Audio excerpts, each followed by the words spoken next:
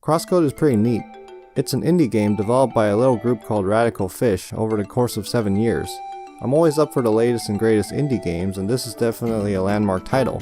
It doesn't have the impact of games like Braid, Minecraft, or Undertale, but it's just very well put together. Where those games focused a lot on experimentation, CrossCode is at its best when it's focusing on more conventional aspects of design. It's closer to something like Cave Story, Super Meat Boy, or Hyper Light Drifter.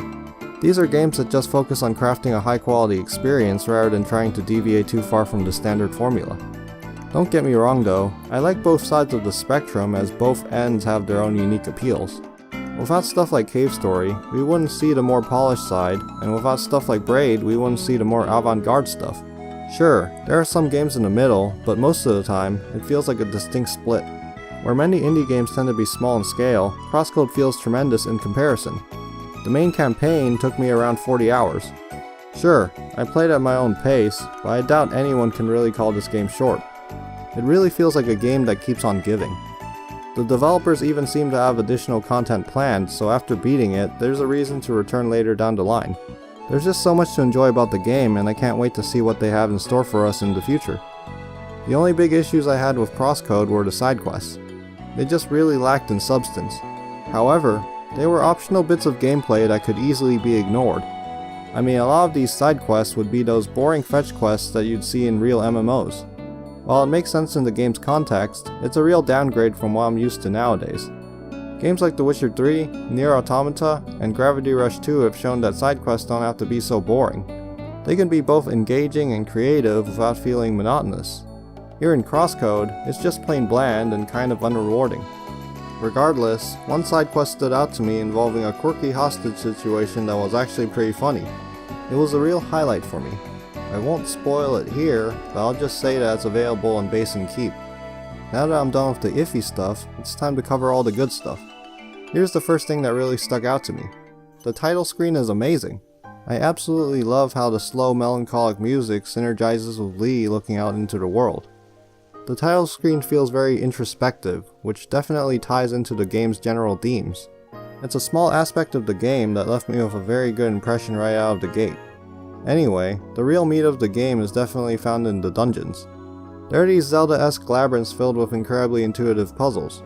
I found them to be absolutely delightful in all their head-scratching glory.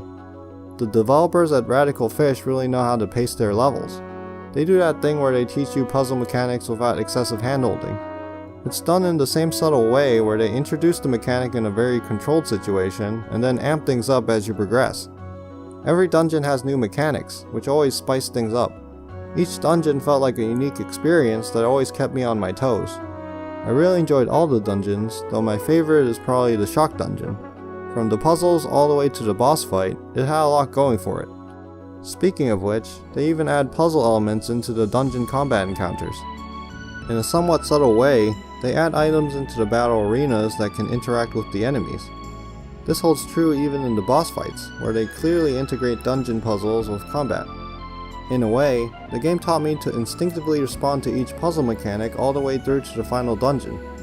I was surprised that I even learned how wave spears responded to triangles without ever taking the time to internalize it when they still had arrow labels. That part really stood out to me in the late game.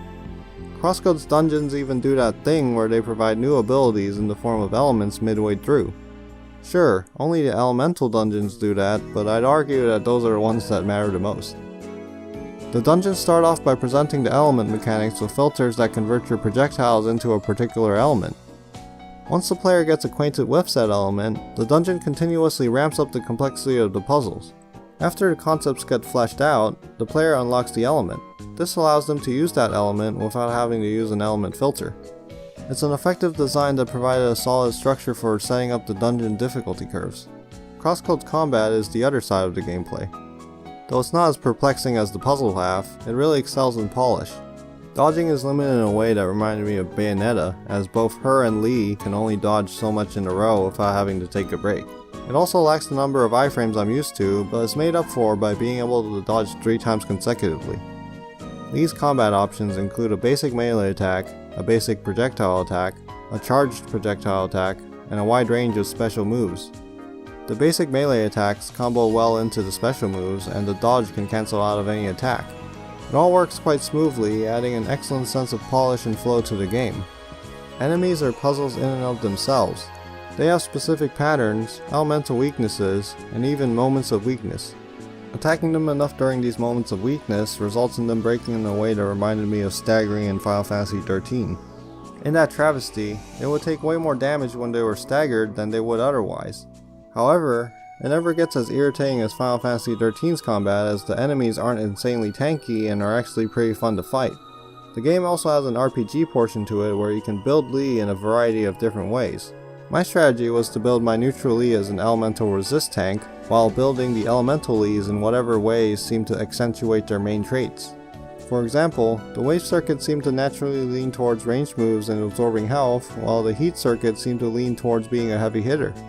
This customization was crucial during the more difficult bosses, and I was glad to see a decent level of leniency when it came to resetting the skill points.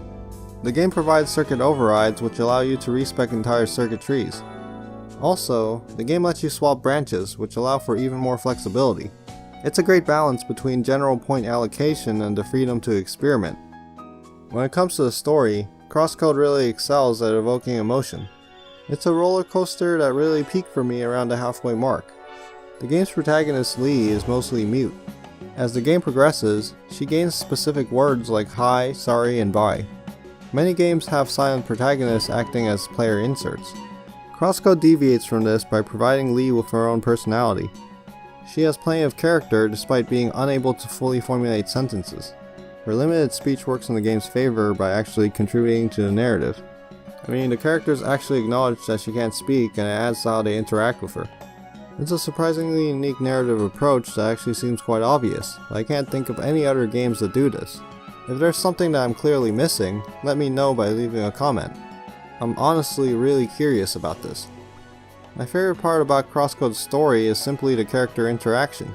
The game has a quirky cast that really stuck out to me. Some of these characters can be party members. They each have their own banter and commentary that happen to be pretty charming. It was an excellent addition to the game that added a real feeling of camaraderie. In a way, it sorta gave me Final Fantasy XV vibes where it would feel like you're hanging out with the characters. However, in CrossCode, they would joke about each enemy encounter in fun ways and occasionally hint at their real lives. The game takes place in a sort of MMO, so there is a hidden side to each character. We only see the game side of these characters, and I was definitely interested in how they act outside of the game. There's an undeniable persona factor when playing MMOs, which made the characters even more intriguing. CrossCode is a game after my own heart. It's a work that kept my interest all the way through, and I would highly recommend playing it.